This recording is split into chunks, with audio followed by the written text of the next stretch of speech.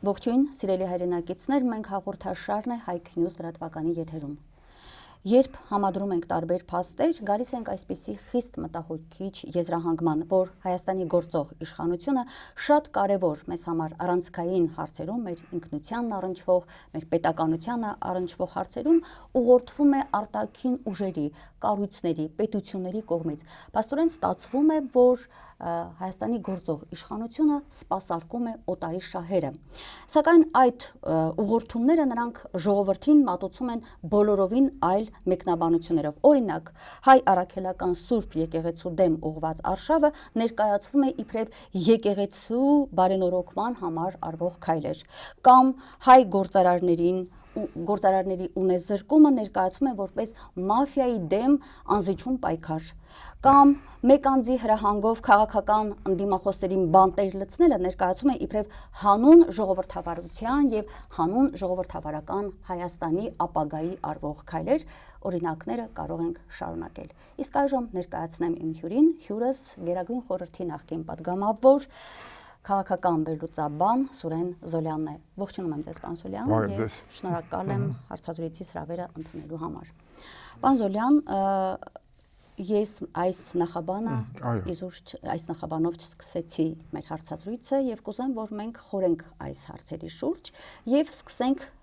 կառաջարկեմ հետեւյալ սենսացիոն բացահայտումից, որը ոմանց բնորոշմամբ միջազգային սկանդալի կարող է վերածվել եւ գուցե արդեն վերածվել է։ Դրան իհարկե մենք ինքներս եւս պետք է նպաստենք։ Տեղեկատվությունը տամ, ռուս պրանկերների միջոցով բացահայտվեց ԵԱԿ գլխավոր քարտուղար Ֆերիդուն Սինիրօղլուի դիրքորոշումը հայ առաքելական Սուրբ եկեղեցու եւ մեր կաթողիկոսի հետ կապված, եւ փաստորեն կարճ ուղղակի նաեւ որպեսզի մեր հեռուստադիտողին հիշեցնեմ, հուլիսի 8-ին ռուս պրանկերները հեռախոսազրույցի ընթացքում ներկայանալով որպես Նիկոլ Փաշինյան խոսել են ԵԱԿ գլխավոր քարտուղարի հետ հենց եկեղեցու եւ կաթողիկոսի հետ կապված եւ կաթողիկոսի հերացման հարցի հետ կապված եւ այդ ձայնագրության մեջ ազգությամբ թուրք իդեպ ԵԱԿ գործող քարտուղարը ասել է, որ ինքը կտրամադրի իր գրասենյակի աջակցությունը այդ հարցում, բառացի ասեմ, կանեմ առավելագույնը, այսպիսի միտք է ասում։ Միաժամանակ նա խոստացել է իրենից կախվածը ամեն ինչ անել, իրենից կախված ամեն ինչ, դա իդեպ հենց ձայնագրության մեջ իր խոսքն է, Կարապետյաններին դաշտից դուրս մղելու եւ նրա աջակիցների դեմ հնարավորինս ինչ որ պայքար իրականացնելու ուղղությամբ, բոլորս լավ գիտենք, որ Սամվել Կարապետյանը ուժեղ Հայաստան թիմը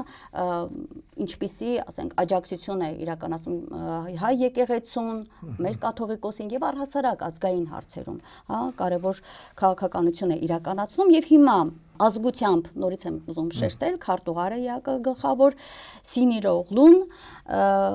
նման արձագանք է հնչեցրել, որը կարծես թե ոչ մի առնչություն չունի իր պաշտոնի հետ։ Հիմա, պարոն Զոլյան, ես ուզում եմ լսել ձեր գնահատականը, ինչի մասին է սա խոսում։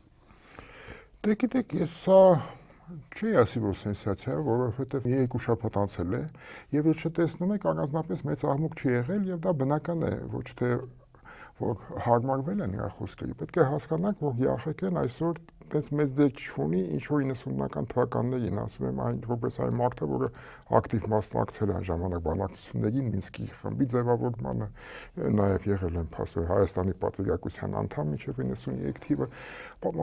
պատկերացնում եմ ԵԱՀԿ-ի մեխանիզմները։ Փաստորեն այսօր դա դարեց գործառույթները կատարելուց, որովհետև չկա երկխոսություն, այդպես ասած նախկին խորհրդային միության պետությունների եւ Եվրոպայի միջև։ Դա այդպես ասած միջանկյալ օղակ է, որովհետև մեծ մասը դարձել են Եվրամիության անդամ, այս պետությունների մնաց առհասարակ դուրս է եկել որպես Միջին Ասիա եւ շատ քիչ գործառույթներ ունի։ Եւ այս առումով այդ պաշտոնյան դուք շեշտում եք, որ ինքը թուրք է եւ այլն, ավելի շուտ խոսում եք որպես թուրք, քան թե որպես պաշտոնյա, որովհետեւ դա իր լիազորությունից դուրս է, այսինքն խոսա զբաղվի թե չէ, ինքը ուղղակի, այդպես ասենք, ինքը եվրոպական միջին մակարդակի չինովնիկ է։ Հակասարակ գլխավոր քարտուղարները ոչ թե ղեկավարելն է, այլ կոորդինացնել տարբեր վարչություններ, որոնք իրենից անկախ են գործում, ամեն մեկը իր մանդատը ունի։ Եվ ես ուզում եմ ձեր ուշադրությունը դարձնել միակ մի հարցում, որ ինքը միջամտում է արդյունքների այն մոնիտորինգի հանձնաժողովը, որը պատրաստել է զեկույց ընտրությունների վերաբերյալ, եւ այնտեղ ինչքան էլ այդպես հանգված լինել դրական գնահատել այդ ընտրությունները, չէին կարող անցնել այն աղաղակող խախտումների եւ ինչ-որ ձևով նշված է եղել, ինչը բնականաբար դուրս չի եկել Հայաստանի իշխանություններից եւ ինչն է հետաքրքիր, ինչու հավատաց այս պաշտոնյան փորձանում ակտեր ճանապարհ անցած եւ այլն, ինչու այդպես ասած հավատաց այս բրանկետներին, որտեղ ինքը հասկանում եք ինչը կարող եք դժգոհություն բերել Փաշինյանի, որ անգամ այդ բավականին մեղմ քննադատությունը եւ ինքը խոսք է տվել փաստորեն չեզոքացնել անգամ այդ որպեսզի հետագա ընթացք չստանա այդ գործընթացը փաստորեն ինքը այս ամենակարևորը նա է որ ինքը ի վիճակի չէ միջամտելիացնենք այդպես որպես անձ ինքը կարող է ինչ-որ կարծիք ունենալ մասնավոր խոսակցությունների եւ այլն բայց ինքը իրականում չի կարող ինչ-որ ազդել այդ գործընթացին բացի այն կարևոր գործառույթից լեգիտիմացնել ընտրությունների արդյունքները փաստորեն ինքը խոսք է տվել որ ինքը ուշադրություն եւ ընթացք չի տալու այն բազմաթիվ խախտումների, գեղձիկների, որոնք տեղի են ունեցել։ Սկսենք նրանից, որպեսզի այդպես ինքը որպես համապատասխան կառույցի ղեկավար նախ իրավունք չունի միջամտելու այդպես կոչված ջմիկի մարդու իրավունքների այդ գրասենյակի, որը նաև իրենից անկախ է գործում, ինքը ուղղակի կարող է կոորդինացնել, չգիտեմ ինչ տարբեր կառույցների միջև աշխատանքը, որ համատեղ աշխատեն միասին, բայց չի իրավունք չունի հրահանգներ տալու։ Իսկ այդ ջմիկի հատվածությունը բնական է հետևելու հիմնական է մարդու իրավունքների պաշտպանելու նաև ընտրությունների արդարությունը եւ ասեմ որ արդարությունը այդ նրանց առաքելությունը ոչ թե բռնցնել ինչքան ավել բյուլետենյա լցնել, այլ ինչքանով են ապահովում հավասար պայմանները։ Այսինքն մեզ մոտ մի քիչ սխալ են, կեղծիկ ասելով մտածում են, որ ինչքան շատ բյուլետեն է լցրել, չեն հաշվել եւ այլն։ Ոչ, ամենակարևորը ապահովել հավասար պայմանների, իսկ ինչ հավասար պայմանների խոսք կարող է գնալ երեք հիմնական են դիմանի տեխնացուները, մեկը տնային կալանքի տակ եք, մյուսի դեմ դատական գործ եք, մյուսի երրորդի հանդեպ նախապատրաստվում են, արդեն գործը հարուցված է եւ այլն։ Եվ ամբողջ քարոզչական ընթացքը սպառնալիքներ էին, ջարդեր։ Հասկանալի է, սա արդեն ընթացքն է, բայց ասենք վերցնենք միայն նախնական վիճակը, կա 4 հիմնական տեխնացու հաշվի առնելով Փաշինյանին, այսինքն մեկ տեխնացու Փաշինյան, որը ունի բոլոր լծակները եւ 3-ը, որոնք կաշկանդված են քրեականորեն պատժելի առանց դատական ակտերի, ուղղակի ինչ-ինչ մեղադրանքների, որոնք ի վիճակի չէին լիարժեք մասնակցելու։ Օրինակ շատ է խոսվում, որ գողացել են ԲՀԿ-ի այդ 4 մանդատը, այո, բայց փաստը նաև այն է, որ երկրորդ համարը մեկուսացված է եւ ի վիճակի չէ Անդրանիկ Թևանյանը։ Մեկուսացված է, բանտարկված է, ուստի դա ինչ-որ հսկայական մնաց է, երբ կուսակցության երկրորդ համարը փաստորեն առաջնորդը իրենց այդ ծրագրերի հեղինակը ի վիճակի չէ մասնակցելու, դա նույնպես հսկայական վնաս է բերում կուսակցությանը եւ իհարկե ձայների կորուստ։ Այսինքն բացի այն գողացված ձայներից կային այսինքն անհավասար պայմանների ստեղծում, երբ որ առաջատար եւ որոշիչ դեմքերին դու մեկուսացնում ես, հնարավորություն չունես մեկ նրանց մասնակցելու քարոզարշավին եւ այլն։ Այսինքն ինչու է դա ասում։ Պարոն Զարյան, ներողություն, ուժեղ Հայաստանի պարագայում ես օրինակ տեղեկացա ապշելու բան է։ Ոչ միայն Սամվել Կարապետյանը այդպես էլ չկարողացավ ուղղակիորեն հանդիպել իր ընտրողների հետ, քարոզարշավին ուղղակի անկարող եղավ մասնակցել, քանի որ տնային կալանքի մեջ է եւ առայսօր դա շարունակվում է։ Այլ նաև հենց այդ ընտրությունների օրը 700-ից ավել եւ քարոզչական ընթացքում եւ նաև հենց ընտրությունների օրը այնտեղ հանձնաժողովի ներկայացուցիչներ, հա, անդամներ այնտեղ այսինքն այդ ուժը ներկայացնող անդամներին իզոլացրել են եւ փաստորեն ստացվում է այնպես որ այդտեղ վերահսկում իրականացնել իրենք չեն կարողացել։ Շատ ճիշտ եք ասում։ Ես ուղղակի գիտեք ինչու Թևանյանի դեպքի վրա անդրադարձա, որ մարդը ուղղակի մեկուսացված է, որովհետև բայց դուք ճիշտ եք ասում, իհարկե դա հավասար պայմաններ չեն, ինչու Փաշինյանը կարող է գյուղից գյուղ գնալ, ելույթ ունենալ, իսկ Կարապետյանը տանն է նստած, շատ կարող է ընդունել իր մոտ եկած անձանց, այսինքն դա ուղղակի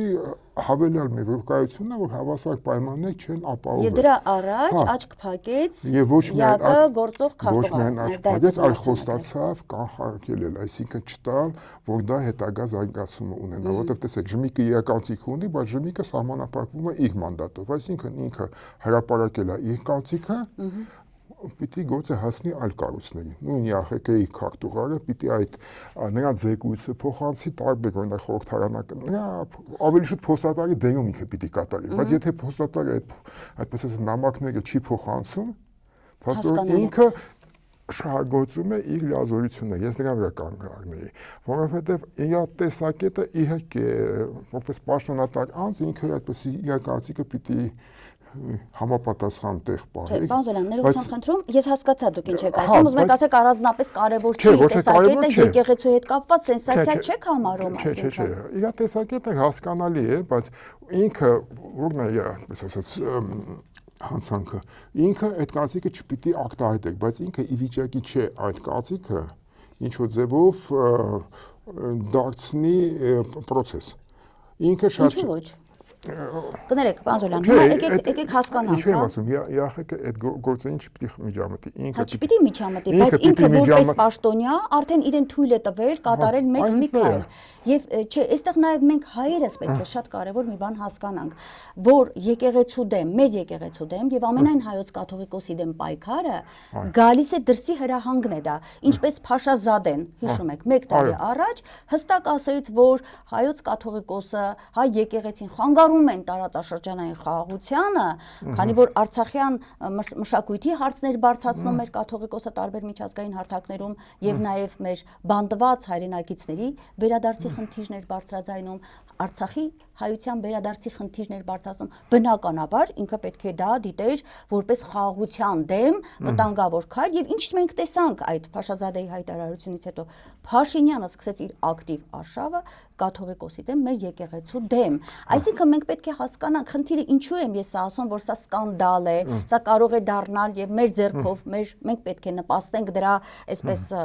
աշխարհին ներկայացնենք, որ հայ եկեղեցու դեմ այսօր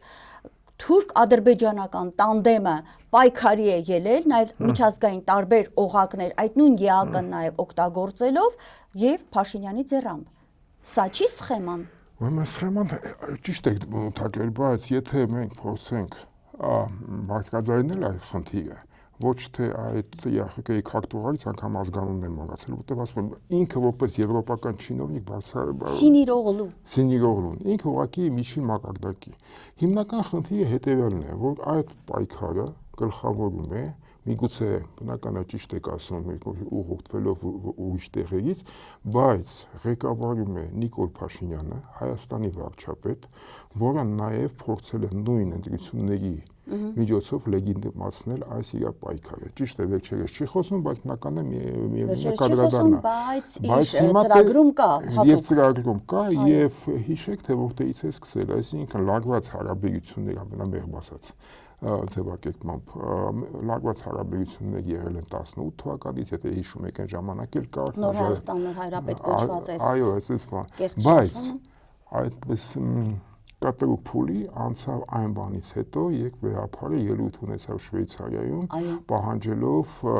նախ հուշարձանների, երկրորդը բնակչության վերադարձի իրավունքը պաշտպանել։ Եվ հիմնական պատերազմ եկեղեցու դեմ սկսվեց այս պահին։ Ուստի եկեք նայենք ընդհանուր ձևով, որովհետև ինչու եմ ասում, դրսից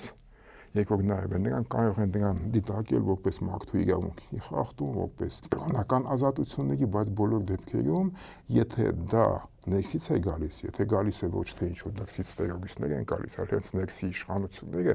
դա պիտի համարվի պետության ներքին գործը։ Եվ այս առումով դուք կարող եք տեսնել, որ բոլոր միջազգային կազմակերպությունները բավականին զուսպ են։ Նրանց համար կարևոր է եւ անգամ աչք են փակում այն աղաղակող փաստերի վրա, որ բարձրագույն թեմի գլխավոր դերակատարները, պաշտոնակատարները այս մեկուսացված են կամ եւ բանտում են նստել եւ հիմա բանտում են նստած միգուցե տնային կալանքի տակ այն աստիճանով մանրախնդիր են, որ անգամ Ռուսաստանից եկած հոգևորականներին ինչ-որ ռազմական բանակ են զորակոչվում եւ այլն, այդպեսի գիտեք այդ պատմությունները։ Ընտրությունների համար որ Այո, եկել էին այսինքն նրանք խոչընդոտում են եկեղեցու բնականon աշխատանքը։ Դա ակնհայտ է։ Ակնհայտ է մարդու իրավունքների իրավունքների խախտումը։ Դուք դրանում խախտումը։ չեք տեսնում նաև արտաքին ուժերի հստակ խորհուրդները։ Ուրեմն ես տեսնում եմ սա ընդհանուրի մեջ, այսինքն ընդհանուր գաղափարը հետևյալն է, պիտի հասկանանք։ Այսինքն մի կողմից Փաշինյանի դա էության մեջ կա հակաեկեղեցականությունը, հա։ Մյուս կողմից աշխատում է դրսի պատվերը։ Դրսի պատվերը պիտի հասկանանք, թե ինչ ծրագիր է գործում այսօր Հայաստանում։ Եվ կարելի ասել Հայաստանի դեմ, մոտավորապես կարելի ասել Հայաստան առանց հայերի։ Հայաստան առանց հայերի պիտի հասկանանք մեր հարևանների ծրագիրը, եթե վերցնենք գլխավոր Թուրքիա, Ադրբեջան, թե նրանք միասնական են, սկսենք, գիտեք, ընդհանուրից սկսենք հիմա ինչ ծրագիր է իրականացնում Թուրքիան։ Եվ բնականաբար դրանով կհասկանան ինչ ծրագիր են իրականացնում նրանց քաղաքականության այդպես ասած գործակալների, ավելի շուտ թե գործակալներ, գիտեք, մի 3 տարի առաջ քաղաքագիտության դոկտոր Լևոն Շիրինյանը շատ ճիշտ ձևակերպում է տվել, որ ասում արետրանքը հետևյալն է, կամ դու պիտի լինես թուրքի շուն կամ այլ պետության գործակալ։ Այսինքն ինչ-որ ձևով ինքը արդարացրեք, որովհետև թուրքի շուն լինելը արդարացնում։ Չէ, այսինքն կա ալետրանք, որովհետև Հայաստանը փոքր լինելով իրավիճակի չէ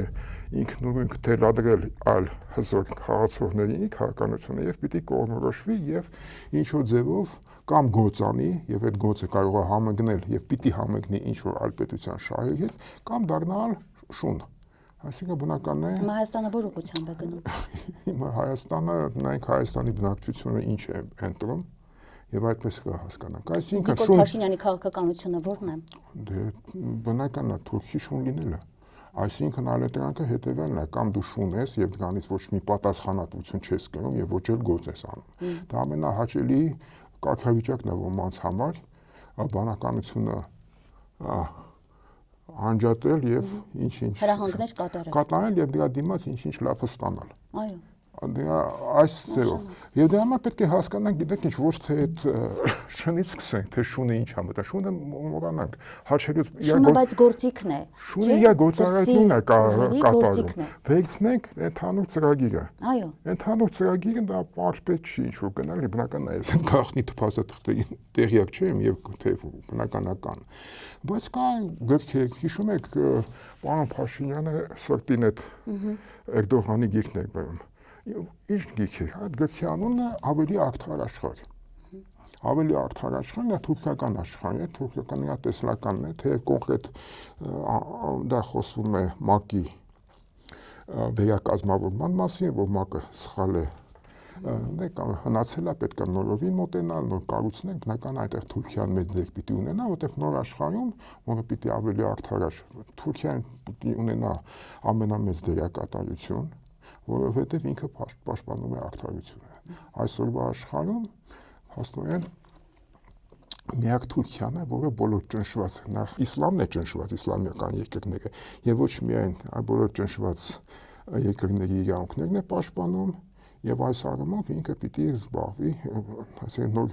դեր պիտի ունենա։ Հիմա տեսեք, սա Ներողություն, Պազոլյան, այդ աշխարհում չկա Հայաստանը։ Ուրեմն որովհետեւ Թուրքիայի քարտեզներում չկա Հայաստանը։ Ուրեմն այդ քարտեզում Հայաստանը առասարակ չի հիշատակվում, բայց այնտեղ հիշատակվում է շատ Թուրքիայի դերակատարությունը լինել կամուրջ, եվրասիական կամուրջ, բացի ռուսական գաղափարից եվրասիական միությունից կա նաև թուրքական մոտեցումը Եվրասիայի հանդեպ, որտեղ իրենք են Եվրասիան դա ուղղակի այդ մեծ Թուրքիան է եւ հիմա գանք դրան, որովհետեւ տեսեք մենք շատ լավ գիտենք պանթուրքիզմի մասին, բոլորը գիտեն, թե ինչ է պանթուրանական ծրագիրն է։ Այո, եւ շատերը ասում են եւ ճիշտ են ասում, որ դա հնացել է այսօրվա Թուրքիան այլ եւ այլն։ Իհարկե հիմա Բայց այդպես է։ Դե հիմա դրան անդրադառնանք։ Այո, խնդրեմ։ Անունը կարող է փոխված լինի։ Իհարկե այն ձևով ինչ որ կար մեկ դար առաջ պանթուրքիզմը այլևս չի գործում, բայց նա ունի նոր դրսևորումներ եւ մենք կարող ենք տեսնել 90-ական թվականներից ինչպես է դա փոխվել։ Խորհրդային միության փլուզումից հետո անմիջապես այդ պանթուրանական գաղափարները ի հայտ եկան եւ այն ժամանակ այդպես շատ ակտիվ շատ շուտ մահացավ մի անգամից դրանից Օզալը, Թուրգուտ Օզալը կար նախագահ, որը ասել է, որ մենք նորից Վիեննայի պատերի տակ ենք։ հիշելով 15-րդ դարը, երբ թուրքական բանակը հասել է Վիենան։ Ինքը նկատի ունեք նաև հսկայական սփյուռք թուրքական, որ հիմա Եվրոպայում է, եւ նաև նոր հնարավորություններ, որ այդ բոլոր խորհրդային միության նախկին պետությունները պետք է դառնան Թուրքիայի արբանյակները։ Դա չեղավ երկու պատճառով, որ իսկապես էթնիկ գործոնը այլևս չէր գործում։ Նախ եվրոպացիք տեղը ցույց տվեցին, որ դուք Վիենայի մատույցներում չեք, երկրորդը նույնը Միջին Ասիայի պետությունները այդպես ասած չհամաձայնվեցին, որ նրանք թուրք են։ Այսինքն նրանք էլ փոխվեց, եկավ մեկ այլ գաղափար՝ նեո-օսմանիզմը։ Նեո-օսմանիզմը ճիշտ է նրա հեղինակին հետո Ռեջեփ Էրդողանը այդպես ասած ուրիշ տեղ ուղարկեց Դավութ Օղլուն։ Բայց գաղափարը հետևյալն է, որ նեո-օսմանիզմը դա հանդուրժողականության դրսևորումն է բոլոր ազգերի, բոլոր կողմերի խնդիր հարևանների հետ, չէ՞։ Զրո խնդիր հարևանների հետ եւ ներդաշնակ աշխարհ երկի ներսում, որտեղ Օսմանյան երկիրը դա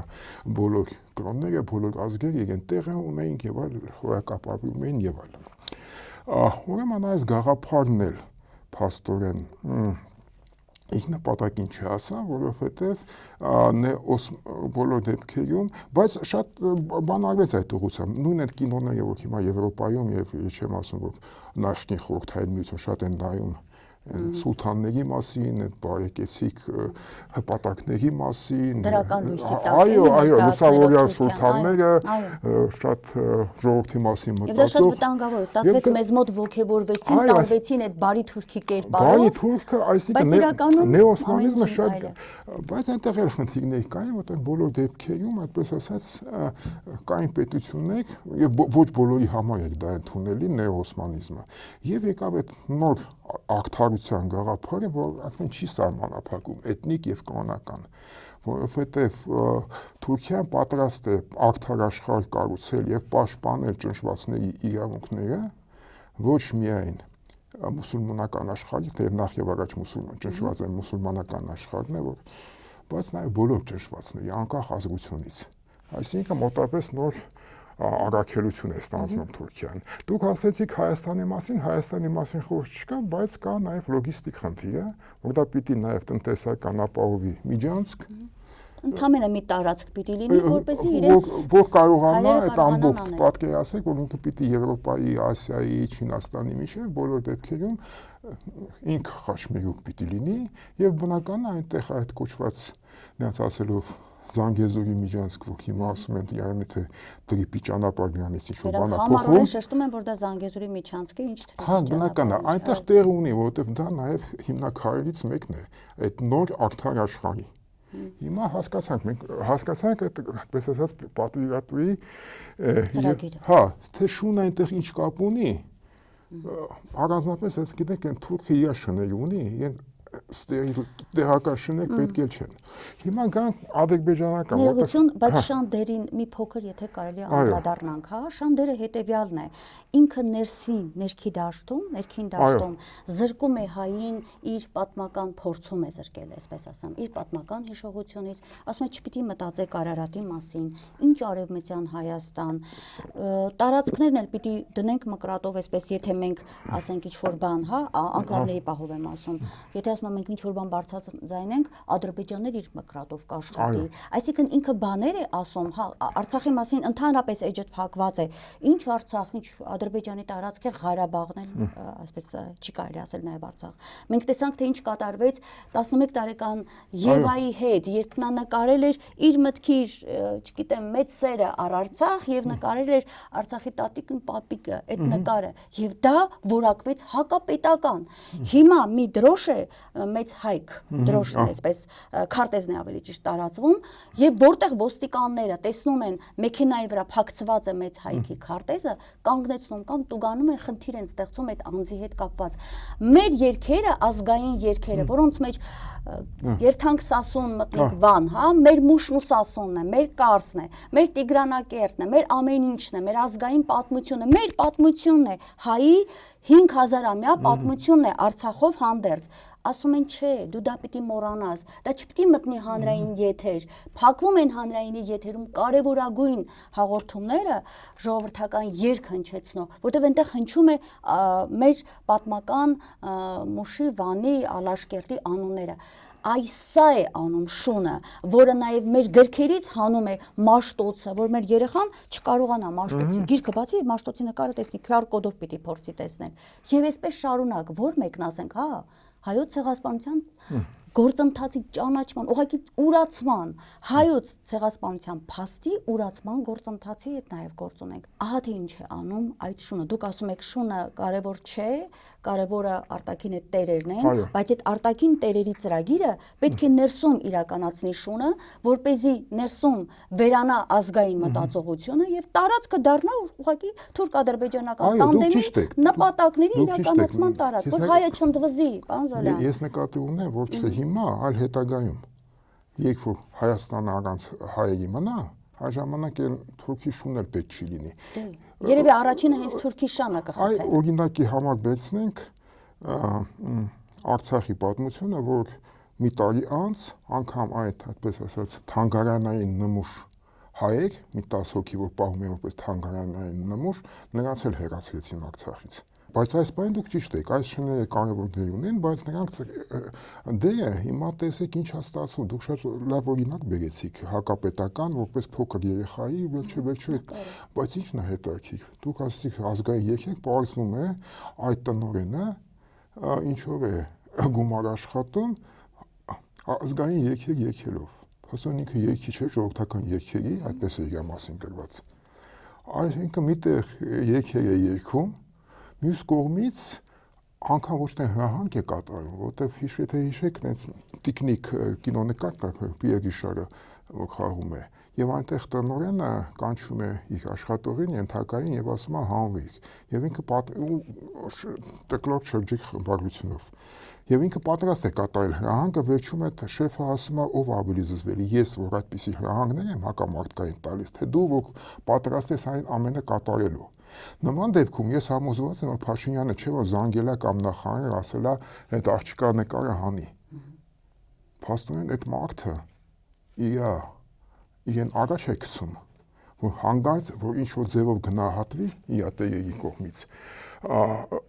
առանց հրահանգի։ Այսինքն ինքը պատրաստ է, հիմա հարցն է տալիս, ով է ավելի զզվելի, որ այդպիսի թուրքը, որ այդպիսի ծրագիր է կազմում, ես թուրքերին ես չեմ մեղադրում, որովհետև թուրքերը իրենց մասին են մտածում, ոնց անի, որ թուրքը լավ ապրի։ Էրդողանը պետության մասին այո, ինքը մտածում է, Էրդողանը իր պետության մասին է մտածում։ Իսկ տեսնում եք, ինչպես է իջնում դեպի այդ դպրոցի տնօրենի մակարդակին, որ արդեն ինքը պատրաստ է ամեն քայլին ավելի այլասերում են, որտեղ Էրդողանը իր գործն է անում, ուրիշը որ կատարում է, այն շները որ կատարում են այդ տիրոջ ժամանակ քանի գնում է այլասերվում է այս ամենը։ Շատ ճիշտ է, բան զոլա, բայց ինչի դա սկսել, որտեղ այդ ամենը կարելի է սկսել, որ մոռացա ազգանուն այդ լավ գիտնական է ցեղասպանության հարցերով զբաղվող, որ տնօրենը, որ համարձակություն ունեցավ Վենսին տալ Արցախի մասին գիրքը եւ դրանից դա այդ արարքը որակվեց որպես հակապետական։ Փաստորեն հենց պետական մակարդակով, պետական չէ, իշխանությունների, վերնախավի, պետական չինովնիկների մակարդակով տրվեց հրահանգ եւ մնացածները արդեն բազմաթիվ մարդիկ պատրաստ են դա կատարելու։ Թեև եթե օրինակ այդ տնօրենը կողքոմացնի ոչ մի բան չասեք, ես համոզված եմ իրեն աշխատանքից չէին հանի, բայց ինքը ցույց է տալիս։ Ինչպես են փոքր շները, գիտեք, որ հենց փոքր հաչում են շատ, որ ցույց են տալիս, թե ինչ որ նրանք են արժեք ունեն, անտեղի տեղը կամ են ճիշտ են, այնց անունը Մոսկվա է, ճիշտ է։ Знать Москва, знать она сильна, что лает на слона, այն հաչողների մասին։ Սա շատ վտանգավոր է եւ դա է փաստորեն իմ կարծիքով շատ ավելի վտանգավոր է, որովհետեւ այդ ծրագրերին կան հակածրագրեր, որտեղ մենք խոսեցինք թուրքական ծրագրերի մասին, բայց կա իրանական ծրագիր, կա չինական ծրագիր։ Մենք այսօր գործում ենք թուրքական այդ մեծ ծրագրի եւ նրա ենթածրագրի գոյություն ունի, ինչպես որ Ադրբեջանը որպես Թուրքիայի կլոն պետություն, բայց ինքը իր ինքնուրույն ծրագիրը ունի, որը կարելի ասել երկու բառով որ ասենք շատ դիպուկ է Արևմտյան Ադրբեջան։ Հայաստանը գոյություն չունի, դա Արևմտյան Ադրբեջանն է եւ դրա կից դա գոյություն ունի պաշտոնական փաստաթուղթ 98 թվականի ստեղծած 200 лет կոչվում է ռուսերեն ասում 200-летию совершения գենոցիդը նад ադրբեջանցի։ Ուրեմն հայերը ցեղասպանություն են Արևմտյան Ադրբեջան գոյություն ուներ։ Հայերը դեռ դուք կզարմանաք հայերեն ժամանակ պետություն չունեին, բանակ չունեին, ոնց կարող էին ցեղասպանություն կատարել։ Պարզվում է օգտագործելով իրենց լծակները կարողացան ռուսական կայսրության միջոցով պատկերացեք ինչ հզոր էին հայերը այն ժամանակ, ամբողջ այդ ռուսական կայսրությունը իրենց գործիք դարձրեցին, իրականացրեցին ցեղասպանությունը, դուրս հանեցին ադրբեջանցիներին հայացքից եւ հետագայում այդ տարածքների վրա հրճակեցին սկզբից ցարեր սխալմամբ կոչեց Արմյանսկայ օբլաստ, հետո Արմյանսկայ հայկական խորհրդային հանրապետություն, իսկ հետո Հայաստանի հանրապետություն։ Բայց ժամանակը կգա եւ ամեն ինչը պատմական արդարությունը կվերականգնվի։ Այդպես է։ Այսինքն պատմական արդեն պատմական ինչպես արդար աշխարհը Թուրքիայի, պատմական արդարությունը դա վերականգնում Արևմտյան Ադրբեջանի։ Ինչ են անելու հայերը այնտեղ պարզ չի։ Եվ հիմա մենք Հայերը չեն լինելու ուղղակի։ Ուղղակի հա, բնական է, որովհետև եթե նրանք այնտեղ չէին, որպես այնտեղ բնական այնտեղ չէին ապրում, բնական է իրենց տեղը նշված չի, հիմա բնական է դրա մասին խոսք չի գնում, բայց ծրագիր կա, երկու այդ ծրագիրը որ գործում է։ Այո, այսինքն այս պահին Ադրբեջանը եւ Թուրքիան իրենց ամբողջ ծրագրերը իրենց դեպի կենտրոնական Ասիա գնալու, այդ ասած այդ իրենց երազանքների Թուրքիան վերականգնելու Օսմանյան է երևի Թուրքիան կամ գուցե դա Աթաթուրքի նաեւ падգամն է, այսինքն իրենք ունեն, էլի Էրդողանը գնում է Աթաթուրքի նաեւ հետքերով։ Աթաթուրքը իր падգամը ունեք։ Սաֆրասյանը շատ լավ գրում է երագքի գիխա հրատարակել այդ բանը Սաֆրասյանը։ Թե Քեմալը Իզոքերին 20 թվականին, որոնք ներխուժում են Հայաստան, գախնի հրամանով այդ հրամանատարին հրահանգ է տալիս փակել հայկական հարցը։ Ընդհանրապես, որ բնականն է շարունակելով այդ բնականն է այսօր լինելու է ոչ թե այն այլ գործիքներով մոտապես այն ինչ որ մենք տեսանք Արցախում։ Այո։ Ոչ թե համատարած այլ այդպեսի կազմակերպում անտանելի պայմաններ, որ մարդիկ ստիպված պիտի լքեն իրենց տները, դա համարվի որպես խաղաղության հաստատում, որովհետև հիմա process-ը նույն սցենարը ներողություն եմ խնդրում, նույն սցենարը Հայաստանի պարագայում է լինելու։ Ադրբեջանի Ալիևն ասեց, չէ, մենք տանկերով այս դեպքում չենք գալու, մենք հանգիստ գալու ենք, այսինքն մտածողության փոփոխություն իրականացրի Փաշինյանը ներքին դաշտում, իրենք էլ հանգիստ կգան գրավելով, որովհետև այնինչ ուզում է Փաշինյանից, Փաշինյանը ձեռքերը վեր պարզած, տալիս է, այսինքն ստացվում է հետեւյալը, կարող ենք այս ձեր ասած ամբողջը ամփոփել հետեւյալ մտքով, դրվել է Հայաստանին 2018 թվականից Հայաստանին իշխանության է բերվել մի թիմ, որը պետք է կատարեր հենց այն ծրագիրը, ինչի մասին դուք խոսում եք։ Ես չեմ ուզում ազնվորել մեկ Փաշինյանի անձի վրա։ Թիմ, ես ասում եմ, թիմ է կառուցվածք, եւ բնական է այդ թիմը ուժեղանում է, որտեղ եթե մենք ամբողջը կապենք Փաշինյանի հետ, ես միշտ կրկնում եմ Հակոբյանի ասածը, որը միգուցե նման մտքերի համար տնային կալանքի տակ է, որ ամենավտանգավորը ոչ թե Նիկոլն է, այլ նիկոլիզմը։ Այո։ Այն նիկոլիզմը, որ մարդիկ պատրաստ են աչքերը փակել եւ առանց հասկանալու անգամ թե ինչ է կատարում։ Գիտեք, այդ շատ միգուցե աննշան թվա այդ մեծ վտանգների, բայց օրինակ, երբ նույն գյուղացիք, որ փակում են ճանապարհը, որտեղ իրենց լոլիկը չի վաճառվում Ռուսաստանում, դրանից մի շաբաթ առաջ քվեարկում են հօգուտ Փաշինյանի առանց հասկանալու, որ դրանով հենց իրենց լոլիկի հարց են փակում, բայց խնդրեմը նա է, որ նույն գյուղում կան մարդիկ, որոնք դեմ են քվեարկել, բայց նրանք նույնպես էլ դժ խնդրեմը որն է, հիմա գիտեք ինչպես որ Ռուսաստանում չեն հարցնում լոլիկ վաճառողին դու Փաշինյանի կողմից քվեարկել, թե ոչ, նույնն էլ հետագայում է լինելու, թուրքը չի հարցնելու, իրեն ոչ Փաշինյանի կողմնակիցն է պետք, ոչ էլ այդպես ընդդիմադիրը իր համար, հա, եւ դուք գիտեք շատ ճիշտ եք ասում, ավելի լավ է խփում թիկունքից։ Հա, որտեղ գիտեք Դավաճանից ինչ օգուտ։ Այո, Հայրենիքը դավաճանած է, իրենց է կդավաճանի։ Այդ նույն սկզբունքով իրենք վերացնում են դավաճաններին։ Ինքը ուրիշ բան չի կարող, ինքը մյուսը կարող է ինչ-որ արտադրանք, իրեն բարի որ արտադրանք տա։ Բայց հիմա տեսնում եք, հիմա Հայաստանը ինչ է լինում։ Հիմա ասում են այն մենք տեսնում ենք հստակ տարանջատում նաև այդ այդպես ասած մեծահարուստների միջև։ Մենք Հայաստանում չունենք, փաստորեն չունենք միջին խավ, որը քաղաքական համակարգի հենասյունն է, առանձնացված եւ միայն խոշոր կապիտալը, որ կարողանում է ինչ-որ քաղաքական դեր խաղալ։ Եվ կա ամեն տեղի այդպիսի այդպես կոչված ազգային կապիտալ եւ կոմպրադորական կապիտալ, այսինքն մեկը, որը ազգի տվյալ երկրի զարգացման վրա իր բիզնեսը կառուցում եւ կա, որ դրսին սպասարկելու, դրսի ուժերը սպասարկելու։ Դրսի ուժերը սպասարկելու դա նախ բանկայինն է, ինչքան էլ հարգենք ինֆորմացիոն տեխնոլոգիան դա, նույնպես Հայաստանի հետ առանձնապես կապ չունի, կարող են ռուսները գալ այստեղ, կարող են հայերը գնալ ուրիշ չտեղ։ Այսինքն երկրի վրա դա զարգացում չի տալիս, ֆինանսականը, բանկայինը, նման տեխնոլոգիաները եւ նաեւ իմպորտը։ Մենք հսկայական իմպորտ ունենք եւ իմպորտորները, որոնք հսկայական գումարներ են դիզում։ Եվ իրենց բոլորովին էլ պետք չի, որ զարգանա ազգային կապիտալը։ Իր համար ավելի լավ է դրսի Թուրքիայից ինչ-որ շալվար բերի, քան թե Հայաստանում ինչ-որ բան զարգացնի։ Այո,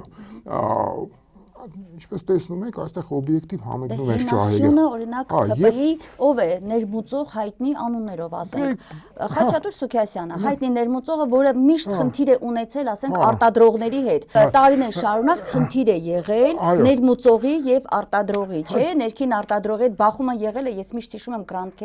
Tobacco-ի, մեր հարգաժան Վարդանյանի պայքարը, այդ ներմուծողները ինքը բացատրում էր, ասում էր, մենք հայրենական արտադրությունը պիտի զարգացնենք, ոչ թե դուք գնում եք թուրքական կամ չգիտեմ ինչական ապրանքով լցնում եք ամբողջ մեր դաշտը։ Այդ պայքարը միշտ եղել է եւ հիմա ՔՊ-ի հենասյունը հենց այդ անձն է, ով որ ներկրող է, ով որ ողջևորությամբ խոսում է ադրբեջանական բենզին, հացահատիկ, չգիտեմ, Ադրբեջանով եկող հացահատիկի մասին, ընդ որում այդ բենզինն էլ մեծ բլեֆ էր։ Ինձ վարորդները պատմում են, ասում են, սկզբում ասում էին ադրբեջանական բենզինը էժան է 400, եթե չեմ սխալվում 50, հիմա 500 քանիսով է վաճառվում, այսինքն դա մի հերթական թակարդն էր, որ մեր ժողովրդին մատուցվեց իբր թե Ադրբեջանից էժան բենզին է գալիս։ Հիմա գիտեք ինչ, եկեք նաև հասկանանք, որ այդ ամենը նոր բան չէ, որ այդ տարանջատումը տարբեր բուրժուազիաների դեր, չգիտեմ, կանցեն Մարքսն է գրել կամ այսինքն կա ամեն երկրում այդպիսի բան կա։ Ինչ վերաբերում սկզբից ցածր գներից, դա նույնպես հայտնի բան է եւ նույն Վրաստանում թուրքերը այդպես էին աշխատում, սկզբից ներմուծում էին իրենց աշխարհը եւ պետությունը լրացուցիչ գումար էր տալիս, որպեսզի էժան վաճառվի, երբ այդպես ասած նստացրեցին իրենց ասեղի վրա, արդեն նոր գներ սահմանեցին։ Եվ տնտեսական առումով գրավեցին, գրավում են։ Հա, եւ տեսեք ինչ է ստացվում։ Հիմա սա մենակ օրինակ տեսեք, ինչ որ շնչող գյուղեր կային, որտեղ մարդիկ աշխատում էին, չէին գնում արտագնա աշխատանքի։ Հիմա, քանի որ նրանք ի վիճակի չեն լինելու իրենց ապրանքը յուրացնելու, ստիպված պիտի գնալու են։ Այսինքն Հայաստան առանց հայերի այդ ծրագիրը պարտադիր չէ, որ իրականացվի տանկերով եւ հրթիռներով, նաեւ տնտեսական մեխանիզմներով, եթե չկա աշխատանք, մարդիկ գնում են։ Հիմա ես ձեզ մի բան ասեմ, օրինակ ադրբեջանական հերոստացույցով հատուկ ծրագրեր կան, որ ցույց են տալիս արևմտյան Ադրբեջանի եւ ցույց են տալիս, այս չգիտեմ, Բասագեչարի մախալը, հայտնեցին։ Այդ ցույց են տալիս լքված գյուղեր։ Եվ ասում այդ գյուղերը սպասում են իրենց իսկական տերերին։ Այսինքն այդպիսի վիճակ է լինելու։ Այդ ներքին շունը հենց աշխատում է այդ հատվածները, դպրոցներն են հանում սահմանամերձ տարածքներից, իբր խոշորացնում են, գյուղացին ասում է, ես իմ երեխային ոնց ուղարկեմ մի քանի կիլոմետր այն կողմ կենտրոն, հա, ստիպված պիտի ինչ անի, վեշմեշոկը հավաքի դուրս գա գյուղից եւ սահմանամերձ գյուղերը դատարկվում են։ Բայց ես ճիշտ եք ասում, հա, ու տեսեք, փաստորեն սա որպես վերցնում եք առանձին դրվագ, բայց դա ընդհանուր ծրագիր է դառնում։ Եվ այս առումով պետք չի ասել, որ Ադրբեջանը այսօր մեզ բենզին է ուղարկում, այսօր կուղարկի, վաղը չէ մեսուրը փաստի առաջ կկանգնեցնի։ Այս առումով գիտեք եւս մի դրվագ, որը միայն հարգանքի արժանի է։ Այդ Ալիևի ասածը, որ ինքը պատրաստ է, այսինքն տեսա հարմար պահ է իր ուզածին հասնելու Ղարաբաղի հարցում, բայց ինքը պատրաստ է եւս 30 տարի սպասել, միայն թե չզիջել այդ իրավունքը եւ անդարձ չճանաչել հայերի իրավունքը Արցախում ապրելու։ Այսինքն իր համար պատրաստ է։ Հիմա եթե ասում ենք Ադրբեջանը այսօր այդպես է ասում եւ այլն, հասկանալի է, որ նրանք երկարաժամկետ ծրագիր ունի եւ այս առումով պետք է մենք էլ հիշենք, որ դա նույնպես չինացիք 3 տարի 1000 տարի առաջ ասել են, որ մարտավարությունը առանց ռազմավարության դա միայն վազվզոցն է պարտությունից առաջ։ Այո, որտեվ մենք տեսնում ենք հիմա գիտեք չանդրադարձանկալ պետությունների, բայց թե Թուրքիան, թե իր կլոն պետությունը Ադրբեջանը ունեն երկարաժամկետ ռազմավարական ծրագիր եւ քայլ առ քայլ գալիս են իրականացմանը։ Ինչ է գրված այդ ծրագրի վերջում, մենք բոլորս արդեն կարող ենք կանխատեսել։ Եվ դա չի թաքցվում։ Հայաստանը այդտեղ չկա։ Այո, եւ շատ շնորհակալ եմ, որ դուք դա ներկայացրեցիք, որտեղ երբ որ ներկայացում է ընդհանուր այն ծրագիրը, որի մնացած գործընթացների քայլերին մենք արդեն ներսում մեր երկրի ականատես ենք լինում եւ հայտնի խոսքա puzzle-ը հավաքվում է։ Ամբողջ պատկերը լինում է մեր առաջ, այսինքն թե ինչ ծրագիր է իրականացվում, դուք ներկայացրեցիք, շնորհակալ եմ։ Ոչ միայն ես, հասարակների հողություն Էրդողանը, որ ստիպել տվեց, որ Փաշինյանը բռնի իր ձեռքը կրծքին, դա պատահական բան չէ, պատահական, դա սիմվոլիկ նշան է, որ դու իրականացնում ես իմ ծրագիրը։ Դուք մեր գործականն եք, իրականացնում եք մեր ծրագիրը, դա է։ Այլ բան, որ հայ ժողովուրդը աշխիը փակում է, չի ուզում այդպես գիտակցությունը միացնի, որ հասկանա ինչ է նշանակում այդ նկարը։ Չգիտեմ, քննարկման հատուկ թեմա է, ես չգիտեմ դա ինչ է կատարում մեր ժողովրդի հետ, բայց ես ուզում եմ այստեղ մի շատ կարևոր, մենք այսպես տնտեսական որոշ բաներ այսպես ընդհանուր խոսեցինք, ես շատ կարևորում եմ հետեւյալ հանգամանքը, պարոն Զոլյան։ Տեսեք, մեծ արշավ է սկսվել հայ գործարարների դեմ։ Աշխարհահռչակ հայտնի գործարար Սամվել Կարապետյան, որ եթե այլ երկրներ, այլ ժողովուրդներ ունենային նման մարդիկ, հա, իրենց, հա, հայրենակիցներ, հաստատ շատ կօգտվեին, կհպարտանային, իսկ այդ մարդը տարիներ շարունակ, ես ճիշտ ասած նյութեր պատրաստեցի, տեղյակ չէի։ Եվ իմացա 20 տարի շարունակ առանց ձայն հանելու շատ մեծ աշխատանք է արել Հայաստանում եւ Արցախում։ Եվ բացարձակ պատահական չէ, որ Ալիևը թիրախավորել է նրան եւ մենք ինչ ենք տեսնում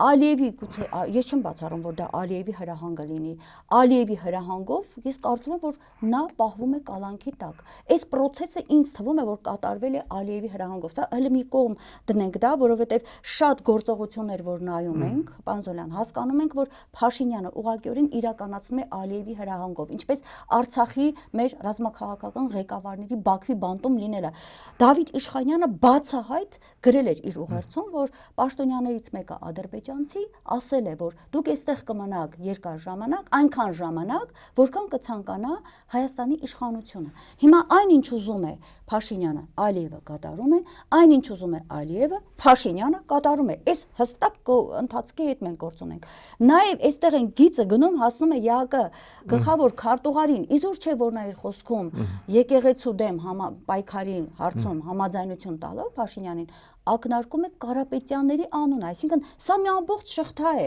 ասում է ես կիզալացնեմ, այն կանեմ այն ինչ հնարավորություն ունեմ։ Հիմա ես ուզում եմ հասկանալ եւ այս մարդկանց դեմ որպես գործարարների հիմա մեծ արշավ է սկսել Նիկոլ Փաշինյանը, Սամվել Կարապետյան, Գագիկ Ծառուկյան, նաև Քոչարյան, Ռոբերտ Քոչարյանն էլ կարելի է դաշտում, որտեղ ակտիվ խաղացող, որպես եւ Ռուբեն Վարդանյան, ավելացրեք Ռուբեն Վարդանյան։ Այո, Ռուբեն Վարդանյան, միանշանակ շնորհակալ եմ, որ հիշեցրեցիք իհարկե, չկարելի մոռանալ դա։ Հիմա մենք կարող ենք ասել, որ Նիկոլ Փաշինյանը հայ մարդկանց, հայ հարուստ, գործարար մարդկանց, ովքեր մեծ աշխատանք են արել եւ անում են հայ ժողովրդի համար, հա, աշխատատեղերի ստեղծում, կառուցում, կառույցների հազար ու մի կառույցներ եւ այլն եւ այլն։ Եվ այս մարդկանց նա խաղից հանում է, այսպես ասեմ, ուն է զրկում է, տեղը բաց է մնում ումով է լրացնելու։ Ես կարծում եմ եւ ունեմ այդ իրավունքը ենթադրելու, որ նա կփորձի լրացնել օտարներով, ասենք թուրքական, թուրք գործարարներով, թուրք տնտեսվարողներով կամ ադրբեջանցի կամ օտարազգի։ Ես կխնդրեմ այս մասին խոսել, որովհետեւ իմ կարծիքով Ես կուզեմ ձեր կարծիք իմանալ, արդյոք այս գործընթացը հայ մարդու ունեզրկման, հայ հարուստների, հայ գործարարների ունեզրկման գործընթաց չէ։ Եվ մի տեսակ հայոց ցեղասպանության տարիների այդ ընթացքին շատ նման գործելավոճ է։ Խնդրեմ։ Մենք երկու բան արդեն անդրադարձ կատարեցինք, դա նախ ազգային բուրժուազիան է, որը ստեղծում է բարիկներ ոչ թե դրսի շահերը սպասարկելով այլ պետությունը զարգացնելու սա մեկ, եւ դա համընկնում է ձեր ասացի, երկրորդը քաղաքական մթնոլորտն է, որտեղ չկա միջին խավ եւ միայն խոշոր ձեռնարկատիրերը կարող են ինչ-ինչ ձևով անկախ լինել եւ նրանց անկախությունը դրանով փաստորեն ոչնչացվում է ձեռքելով այդ տնտեսական լծակներից, բայց կա նաև մի հարց, որոնց մասին չիմա, դրանով դու քայքայում ես պետության հիմքերը, անգամ չես ունենա հարկեր, որ պիտի տաս ոստիկաններին այդ ռեպրեսիաները իրականացնելու, բայց ինքը հոգ չի տանում, որտեղ գիտի, որ դրսից այդ գումարը կգա, այսինքն վարձկաններին միշտ չի։ Կա եւս մի հարց, եւ ես համոզված եմ, որովհետեւ բանակցությունների ժամանակ 100%-ով կարող եմ ասել, կա մի կետ, որտեղ կողմերը պարտավորվում են ինչ-որ վստահության հաստատման միջոցներ կան confidence building measures, շատ անորոշ է։ Այսինքն նրանք պիտի աշխատեն այդպես, որ վստահություն լինի հասարակությունների միջև, դա ենթադրում է, որ դու հրաժարվում ես թշնամական քարոզչությունից, պիտակավորելուց եւ այլն, ձգտում ես համերաշխությանը եւ այլն։ Այսինքն այդ կետը կարող է անմիջական պահանջ լինի, որ Ադրբեջանը իրականացնի իր մոնիտորինգը գաղափարական եւ կրթական, լուսավորչական եւ այլ ծրագրեր։ Եվ մենք տեսանք նույն պատմության դասագրքերից հանվում է, դուք որ ասեցիք, ցեղասպանության հիշատակումները, պիտի պետական դրոշները հանվեն, մասիսլերը չպիտի լինի եւ այլն։ Թեև դա իրականացվում է որպես ինչ-որ մեկ անձից սնորք երևակայության, որ մի ասում պետք է հանել ես ինչ զինանշանից արյուծը, որտեղ արյուծներ չկան Հայաստանում, կարծես թե Ռուսաստանում կա երկգլխանի արծիվներ կամ սիմվոլներ, կամ Բրիտանիայի զինանշանը նայեք այնտեղ որտեղ կան այդ կենթանիներ չկան, գոյություն չունեն, սա ուղղակի որպես սիմվոլ է, որպես բայց ամենայնպես կատարում է այդ պահանջը, որովհետև դա ես կարծում եմ ոչ թե իր հաջողությունից, իր երևակայությունից է գալիս, այլ ինչպես որ այդ տնօրենը, որ այդ աղջկա նկարն է հանում, մտածում է հրահանգը տրված է ընդհանուր ձևով հասկանում է եւ անգամ այդպիսի բաների մեջ մտնում է, որ միայն ծիծաղ են առաջացնում։ Այսինքն այս երեք կետն էլ կա, որ դա նաեւ այդ պայմանագրից խաղաղության պայմանագրի կետերից մեկը պիտի լինի դա, որ Ադրբեջանը ինչ-ինչ ձևով լծակներ կստանա մոնիտորինգ անելու։ Որտեղ ես հիշում եմ այդ մոնիտորինգի վերաբերյալ թե ինչ ուշադրությամբ հետևում էին պատմության դասագրքերին եւ ինչ էին գրում, կարծես թե Հայաստանի բավարար նշան են տվել, այդ գրել են, որ լավ է, որ այդ բանը արել են, բայց այդ բավարար չէ, պիտի ամբողջությամբ ցեղասպանության մասին ճիշտը գրեն։ Ճիշտը թուրքական անգամ ադրբեջանական թուրքերը, որ ասում են իրար էին խփում, իսկ ադրբեջանցիք ասում են հայերն էին ադրբեջանցիներին եւ թուրքերին ոչնչացնում։ Այո։ Հա, այս ճշտամարտություն, այսինքն պիտի ստիպեն, որ այդպիսի կետ էլ գա։ Բնական է, եթե դուք տեսնում եք ինչ ուշադիր ձևով հետևում է Հայաստանի իշխանությունները այս ամենին, դա ցույց է տալիս, որ նրանք հասկանում են, որ Ադրբեջանում այդ մոնիտորինգը արվում է եւ նրանք կարող են նրանցից հաշվետվություն պահանջել։ Ես ուզում եմ իդեպ մի բան հիշեցնել, Բաքվի բանտից մենք մեր հայրենակիցներից, Արցախի ռազմաքաղաքական ղեկավարներից տարբեր այսպես ձայնային ուղերձներ ենք լսում, դրանք շատ կարևոր մեսիջներ են իրենց մեջ պարունակում, պարոն Զոլյան, թե Ռուբեն Վարդանյանը, թե Դավիթ Իշխանյանը, թե Դավիթ Բաբայանը, վերջերս էլ Դավիթ Մանուկյանը, շատ կարևոր ուղերձներ են, նրանք շեշտում են բոլորն իրենց խոսքերում հետեւյալը, որ սա մեր 15-ի կամ 19-ի դատը չի, սա դատն է հայ ժողովրդի անցյալի, ներկայի եւ ապագայի։ Եվ տեսեք ինչն է խնդիրը, Արցախի ռազմաքաղաքական ղեկավարներին Ալիևը, Ադրբեջանը մեղադրում է իբր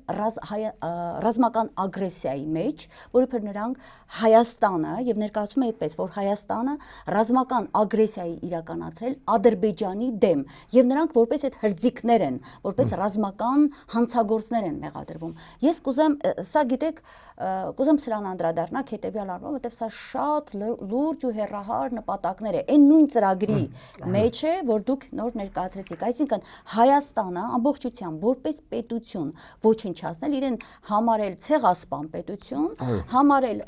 օկուպանտ պետություն եւ դատական հայցով, ասենք օրինակ ներկայանալ միջազգային դատարան։ Դուք չեք կարծում, որ հենց այս ծրագրին է գնում։ Դուք ճիշտ եք, այդ մասին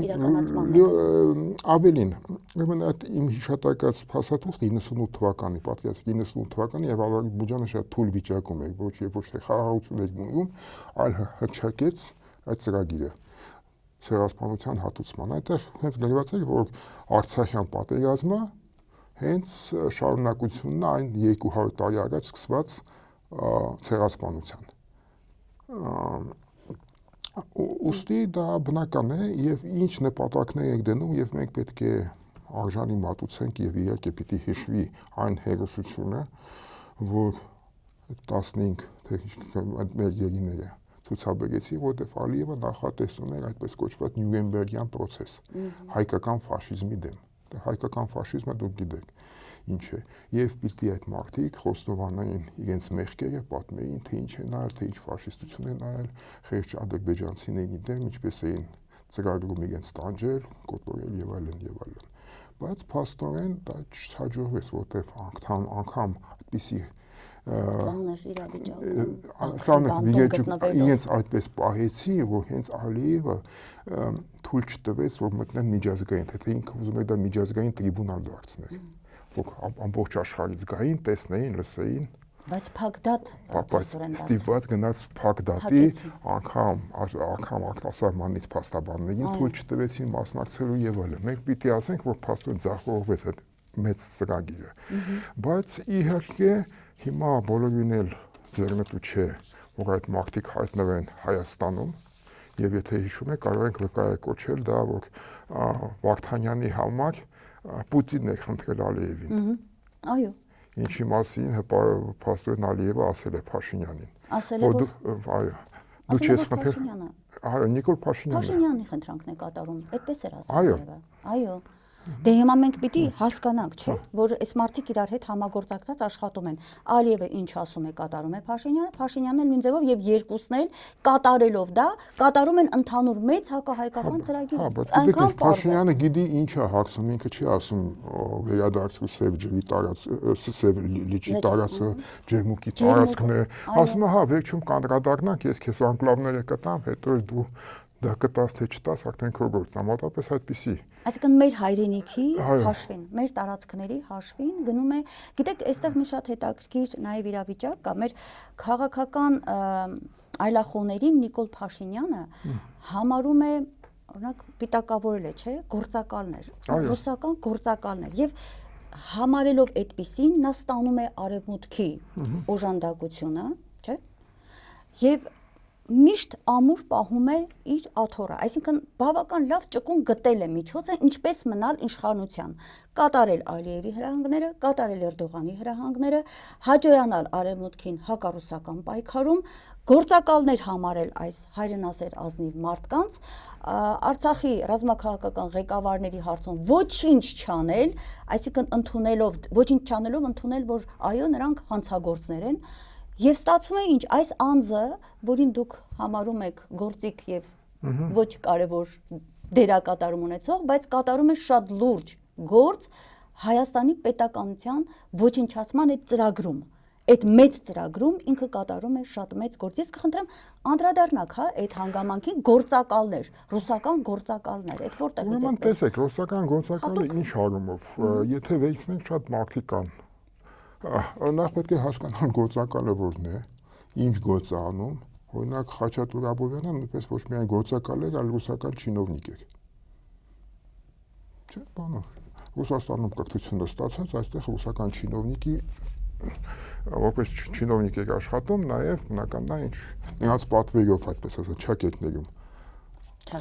Այո, շատերին կարող ենք ասել նույն Դեցարական Ռուսաստանի ժամանակներն են։ Չէ, հասկանալի է, բայց վերջը ում պատվերով է ստեղծել, ենթադրենք նույն հայոց լեզուն, ժամանակակից հայոց լեզուն։ Ես բնականն է, ասում եմ հետագա, ինչ կարող են ասել նույն մասին։ Գործակալը հիմա փորձենք հասկանալ Ռուսաստանի ծրագիրը եւ եվրոպական, ինչու է հիմա այդպես մոտ Եվրոպայի Ադրբեջանը եւ ինչու փաստորեն այդպես այն Ռուսաստան-Եվրոպա հակամարտության ժամանակ Ռուսաստանին մեկուսացնելու համար եւ թույլատնելու դիրքերը եւ պետք է ուժեղացնել Ադրբեջանը։ Եվ որպեսզի Ադրբեջանը ուժեղանա, նաեւ ինչպես հիշում եք, նույն Փաշինյանն էր ասում, նշաձողը պետք ինձ համոզեցին, որ ես նշաձողը իջացնեմ։ Այսինքն Արցախը պետք է տրվեք Ադրբեջանին, որպեսզի, այսպես ասած, Ադրբեջանը ավելի անկախ լիներ եւ կարողանար հաստատեն ինչ-որ Ռուսաստանին դեմ դուրս գալ։ Եվ նախ եւ առաջ մենք տեսնում ենք եւ միջև այդ հանդիպումներ են եղել եւ վերջի հանդիպումը, որ Ադրբեջանը խոստացել է լրացնել այն բացը, որ ունի Գերմանիան եւ Միությունը իր գազով, ոչ միայն իր, նաեւ թուրքմենական, ղազախական եւ այլն։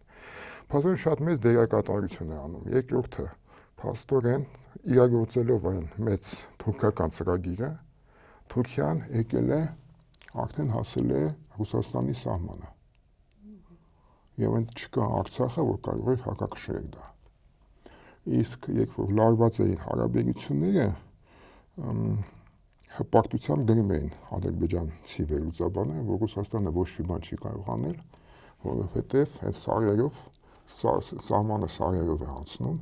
այդ սարերով չի կարող մտնել Ադրբեջան։ Այսինքն մենք այդ աստիճանի ապահովենք անգամ առանց Թուրքիայի վիճակի կլինենք հակադրվել։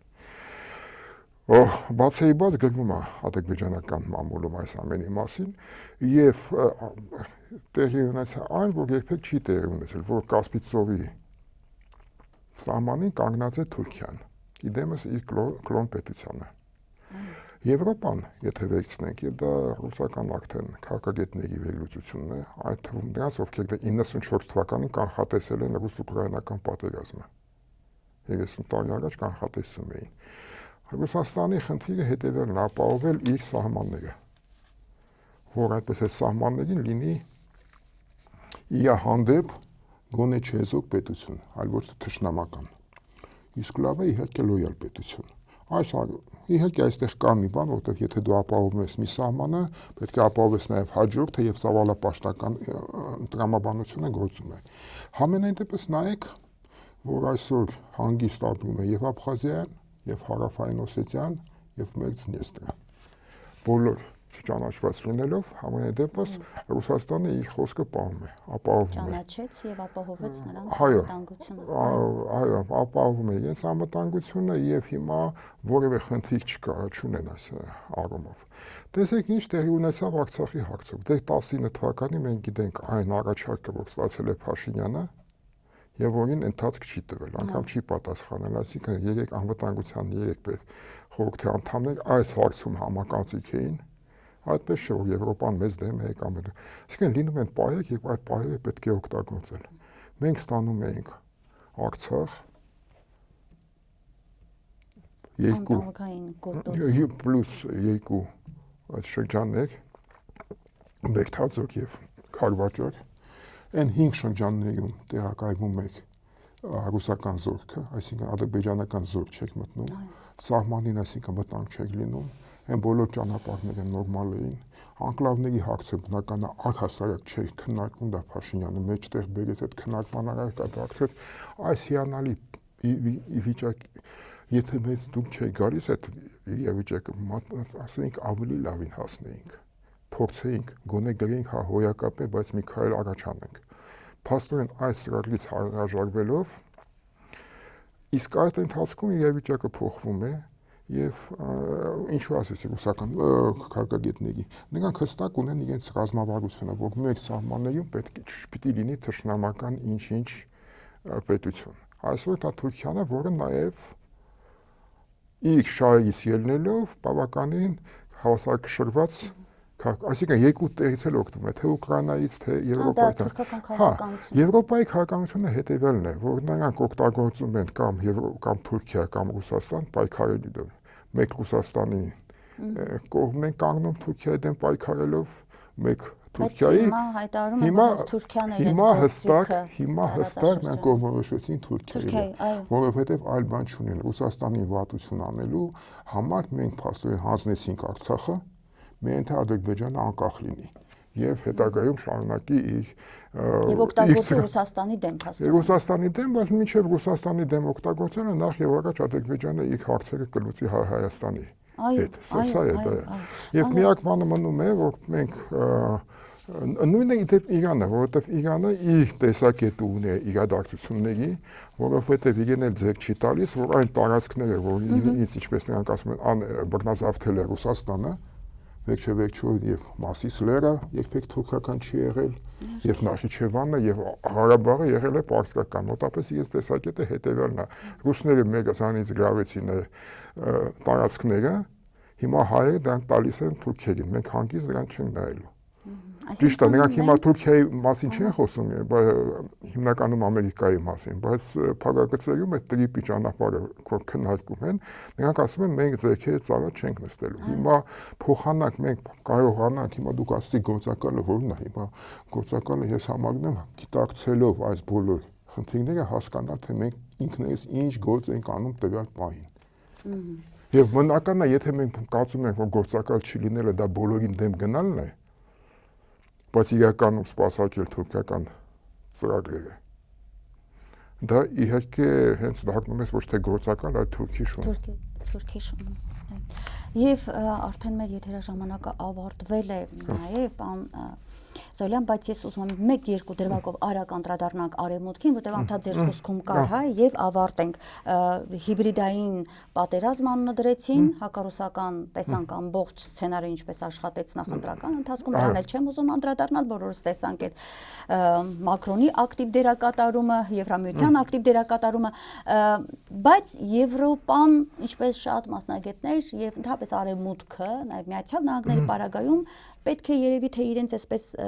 մեկ գույնի մեջ չնայել, բազմաշերտ են։ Եվ հիմա ես այն օրինակը, որը պիտի բերեմ, բավական հետաքրքիր է, եւ եթե ուղղակի մենք հայկական դաշտը ճիշտ աշխատի եւ մեր սփյուռքը եւ Հայաստանում ճիշտ աշխատեն, իշխանությանը մի կողմ եմ դնում, որովհետեւ այնտեղ արդեն գիտենք ովքեր են, ինչ խամաճիկներ են, դուք լավ օրինակը բերեցիք նաեւ ֆրանսիական հայտնի ֆիլմի խամաճիկների պարագայում, այդ մարդիկ են, իրենք այդ ցանցն է եկել հիմա իշխանության, բայց կան չէ, հայ կառույցներ կան, ազգային անձիկ կան, որքան էլ ճնշում են, բերթերը լցնում են, միևնույն է մենք պետք է մեր օրակարգը ազգային առաջ մղենք։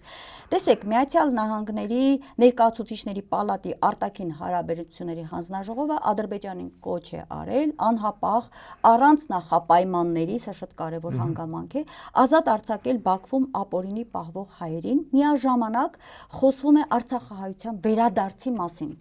Նույնը մենք տեսնում ենք նաև Հայաստան Եվրամիություն, եթե չեմ սխալվում, դեկտեմբեր ամսին ստորագրված այդ ռազմավարական օրակարգում, որտեղ դարձյալ այդ մասին հստակ հայտարարում է եւ իզուր չէ, որ մեծ վայնասուն դա եւ այն ժամանակ եւ հիմա առավել եւս, որտեղ վավերացման ընթացքն է այդ պայմանագրի եւ հիմա Ադրբեջանում մեծ վայնասուն է բարձրացել, որ մեր շահերին միշտ իրենք դեմ են, Արևմուտքը, Եվրոպան միշտ մեր դեմ է եւ այլն։ Ես ուզում եմ, տեսեք, մենք փաստորեն պետք է չմտածենք միայն, որ Ուրսուլա ֆոն դեր Լայներն են Եվրոպայում միայն, կամ Թրամփն է միայն Միացյալ Նահանգներում, կամ Կայա Կալասն է, որոնք այսպես կամ Ժոզեֆ Բորելն է, չէ, որ կամ Մակրոնն է, որը բացահայտ ասեց, որ ես եմ, այո, հպարտորեն ասեց, ես եմ Արցախի հանձնման հարցում, Փաշինյանին նաև ասել են, որ տուր Արցախը Ադրբեջանին։ Միայն այս մարդիկ չեն։ Ես կարծում եմ, որ որքան էլ մենք այսպես մեծ բացասական տրամադրվածություն ունենք արևմուտքի այդ քայլերի հետ, բայց կան կառույցներ, կան երևի падգամավորներ եվրոպական այդ կառույցներում, որոնք հստակ տեսնում են, որ ինչ որ չափը անցել է Ադրբեջանը, հա։ Մենք կարող ենք հույսեր ունենալ այս փաստաթղթերին հղում տալ, ասել, այ հնարավոր է հույսեր ունենալ, աշխատել ինչ որ բանի հասնելու համար։ Ինչ կարծիք եք դուք, գիտեք, ասեմ, որ Ամերիկայի հայ դատի հանձնախումբն է բավական լուրջ աշխատանք արել Միացյալ Նահանգների այդ հայտարարության հետ կապված։ Խնդրեմ։ Գիտեք, շատ ուրախ կլինի, եթե ասեի, այո, հույսեր կարող են կապել, բայց ցավոք սրտի ես այստեղ արժանին մատուցելով համապատասխան ազնիվ կոնգրեսականներին, ինչպես նաև եվրոդեպուտատներին, նրա մտնում է ընդհանուր սցենարի մեջ, որ պիտի լինեն ինչ-որ ձևով լծակներ պիտի պահպանվեն, նույն Ադրբեջանին հիշացնելով ոչ միայն հայերի, այլ նաև իրենց քաղաքբանտարկյալների, դա այդ բոլորին չի խանգարում գործադիր իշխանությանը ինչ գործարքներ քննել նույն Եվրամիության եւ Ադրբեջանի միջև նույն Միացյալ Նահանգներին անել այն վերապահումները եւ համիջապես զենք մատակարարել Ադրբեջանին եւ այլն այս նույն հիշեք թե ինչ խոսքեր է շռայլում Ադրբեջանի հանդեպ Տրամպը այսօր Ադրբեջանը տեղավորվում է այն Թուրքիայի հետ միասին այլ մեծ ծրագրի մեջ որ հիմնականում բրիտանական ծրագիրն է բերել Թուրքիան դեպի Ռուսաստանի սահմաններին եւ ոչ միայն եւ նաեւ միջին արևելքում դերակատարությունը եւ ցավոք սրտի այդ հիմնական ուղղությունը մենք ի վիճակի չենք փոխել, բայց իհարկե պետք է պահանջենք իրավունքը, ինչպես որ Ալիևն էր ասում, ինչքան ժամանակ լինի, ես չէի դադարի այդ իրավունքի ճանաչումից, մենք պիտի պահպանենք իրավունքը, թե Արցախի ազգաբնակչությանը ոչ միայն վերադարձի, այլ նաեւ արժանապատիվ ապրելու դա նշանակում է ինչ-որ ինքնավարության կարգավիճակ, ինչը կտրականապես չի ուզում լսել ադեմ։ Այսինքն այդ խոսակցությունը միշտ պիտի լինի, որովհետև իհարկե այսօր վիճակը այդ ուժերը, որոնց դուք ասեցիք, նրանք կարծես թե մարգինալ ուժեր են, բայց բոլոր դեպքերում կան, եթե հիշում եք նաև հենց Երևանում Ալիևը հերակակարգով սկսեց քննադատել Եվրախորհրդարանը, նախագահ Փաշինյանը ոչ մի ձևով չակնարկեց, բայց հենց խորհրդարանի նախագահը կարծես թե տեղը դրեց։ Բոլոր դեպքերում դա պետք է եվրոպացիներին եւ ամերիկացիներին պետք է որ որոշ դեպքերում այդ լկտի խոսացողներին տեղը դնեն, ասեն նույն ընթացքում վազում են Ադրբեջան գազի հետ, նավթի հետ կապված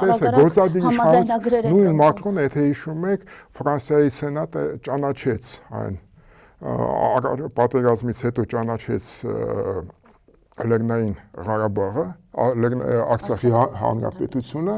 բայց գործադիր իշխանությունը ասել դե ճանաչեցին դա մեզ համար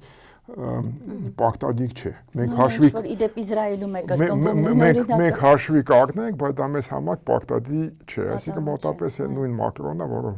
չհարգեց հենց իր սենատի որոշումը, հասկանալով ոչ էլ սենատը դեր կանգնեց իր որոշմանը։ Դրա համար եկեք դրանով չխաբվենք, բայց անենք մեր գործը, հասկանալով որ նույն ուժերը հիմա այսօր այն մեր կազմակերպությունները որ անդմեն շատ մեծ գործ են անում, մոտապես ինչպես որ բանտարկյալները, նրանք պիտի, որոնք պտուղները մենք կտեսնենք, որովհետև տեսեք, բայց նախ եւ առաջ դա կախված է նրանից, թե մեր հանրությունը, մեր հասարակությունը, մեր ժողովուրդը Հայաստանում ինչպես կպահին։ Եթե մենք տեսնում ենք, որ այս պահին ոչ մի դիմադրություն չկա այդ ծրագրին, ուրիշները չեն խառնվի։ Ուրիշները կմտածեն ինչպես բաժանել այդպես, որ ամբողջը չհասնի Թուրքիային։ Այո, այո։ Այսինքն նույն Իրանը, Ռուսաստանը, Չինաստանը կասի միգուցե լավ մարդիկ են, բայց նրանց հետ հուսեյպետ չի կապել, նույնն էլ եվրոպացիք։ Իսկ Ալիևը գիտեք ինչ է ասում, ասում է մի խառնվեք, մենք իրար հետ լավ էլ խաղաղ ապրում ենք, ինչ եք, խաղաղ համագործակցության մեջ եք։ Այսինքն մեր լռությունը նաև բացում է Ալիևի ձեռքերը, ասում է, հայտարարում է, որ մի խանգարեք, մենք իրար հասկանում ենք։ Օրինակ դուք բենզինի հարցը բարձրացրեցիք, քանի մի լիտր բենզին, այդ մի քանի լիտր բենզինը բնական է ոչ թե ինչ է, ոչ թե եկամուտի համար է բերում, այլ որ Եվրոպաներում ամեն տեղ ասի, բա մենք ենք փրկում Հայաստանը, Ռուսաստանը իրենց խեղդում է տնտեսապես, իսկ մենք փրկում ենք։ Այսինքն եւ դա հնարություն է տալիս այդպես ասած երեսը պահելու համար։ Նույն մեկցի, որ ինքը կարողանա աչքերը փակել, ասում է, հա ճիշտ է, մարդու իրավունքների խախտումներ կան, բայց դե բոլոր դեպքերում նրանք հասել են խաղաղությանը, եկեք չխանգարենք իրենց, այլ հակառակը օժանդակենք։ Եվ ուրեմն Հայաստանյան ներքաղաքական դաշտում այս անդորը չի կարող շարունակվել, չի կարող, սա ուղղակի անհնար է, մի կողմից սոցիալական լարվածություն, տնտեսական լարվածություն, որովհետև գործարարներին կալանավորում են դրանց ունեցվածքը բռնագանձում են, այսպես ասած, հա, անունը դրել են պետականացնել, բայց մենք ուրիշ երևույթի հետ գործ ունենք, հազարավոր մարդիկ այսօր մնացել են անգործ, Գագիկ Ծառուկյանի մոտավորապես 10,000-ի հասնող աշխատողները, հա, տարբեր օբյեկտներում մնացել են առանց աշխատանքի։ Այսինքն սա հայ մարդու դեմ ուղված հստակ գործողություն է, հայ մարդու, որպեսզի նրան կտրի իր աշխատատեղերից եւ ցույց տա դեպի դուրս գալու, այսինքն արտագաղթի ճանապարհը բռնեն եւ կատարվի ձեր ասած, ձեր ներկայացրած թուրքական ծրագիրը Հայաստան առանց հայերի, որը արդեն 1 դարյա եւ ավելի պատմություն ունի։ Եվ այսպես պարոն Զոլյան, որպես ամփոփում կխնդրեմ, հա,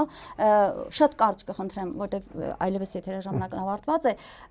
անելիք չունի այստեղ քաղաքական ընդդիմությունը, ժողովուրդը ինքնաբուխ այսպես չի կարող է միտեղ դուրս գալ, երեք մեկ տեսանք, դուրս էին եկել մարդիկ բողոքում են առինջ ավանում կատարված այդ գործողություններից, հա, առինջում, մարդիկ ասում են ինչ որ բան բարձրաձայնել են ուզում, ոստիկանը կողքը կանգնած է, ոստիկանական պատը կանգնեց եւ թույլ չենք տա, որ դուք փողոց փակեք, իսկ 2018-ին մենք հիշում ենք Նիկոլ Փաշինյանը ինչպես էր ամբողջ քաղաքը, ամբողջ հանրապետությունը այսպես պարալիզացրել էր, որտեղ ուզում էր իր վեշմեշոկը դնում էր ու նստում էր, այսինքն այս ինքը իր անցած այդ ճանապարհը նաև հաշվի առնելով եւ վախեր ունենալով թույլ չի տալիս, որ հայ մարդիկ ակտիվանան, հայ քաղաքական գործիչները ակտիվանան, բայց դա էլ արդարացում չէ, դուք ինչ առաջարկություն ունեք, ինչ պիտի լինի հիմա։ Նախ եւ առաջ հայ մարդը պիտի հասկանա, որ ինքը հայ մարդ է եւ կողորոշի ինքը թուրքի շուննա թե հայ մարդ, որովհետեւ տեսեք, դուք ասեցիք հազարավոր մարդկանց լավություն է, Սամվել Կարապետյանը, Գագիկ Ծառուկյանը, Ռուբեն Վարդանյանը, հազարավոր մարդկանց։ Ելա գիտեմ եւ ուսանողներին քանի ուսանող ծնողները գնում էին նրա դուն այդ մարդիկ ունեն, այդքան մարդու լավություն արել։ Բայց սպորտսմեններն ուր են, Գագիկ Ծառուկյանը միշտ կանգնած դուք ասեցիք այդ մարդկանց ուզում են ճանապարհը փոխել։ Տեսեք, ես նայում եմ, ամեն մեկը խոսում է իր, ինձ գործի թողեք ես իմ հացը աշխատեմ, իմ վարկերը փակեմ։ Չի ասում ես ինչ անարդարություն։ Այսինքն ես հպսի օրինակ բերեմ, ինչքան հասկացա, ընդհանրապես այդ կոկորդիլոցն եք, ընդ վզել եւ ինչ որ ձևով ակտիվ փոխանակ գորգորալով թե ես ոնց իմ պարտքերը տամ, այդպես չի լինում, այսինքն պետք է հարձակվել էր ԱԾ աշխատողների ներկայացուցիչների։ Այսինքն կոկորդիլոսից բացի ես ոչ մի այլ ընդվզում չտեսակ ես։ Այո, ընդվզում չտեսակ։ Այսինքն ամեն մեկը եթե պիտի լինի ջանդամ, բոլորը ջանդամ մենակ թե ես իմ լոլիկը վաճառել։ Ես ասեմ, սա Դաստոևսկի մոտ մի բան կա։ Հերոսը գրում է, ինչ անել, կամ աշխարհը քանդվի, կամ ես թե կխմեմ, ես նախընտրեմ թե խմելու, թեև հասկանում եմ, որ եթե աշխարհը քանդվի, որտեղ եմ ես թե խմելու։ Շնորհակալ եմ։ Հետաքրքիր այս ձևակերպմամբ ավարտենք, կարծում եմ մեր ասելիքը մենք կարողացանք հասցնել մեր ունկնդրին եւ հետեւություն սրանից պիտի անի հայ ժողովուրդը եւ հայ քաղաքական ակտիվ ուժերը։ Շնորհակալ եմ, պարոն Զորյան։ Ես էլ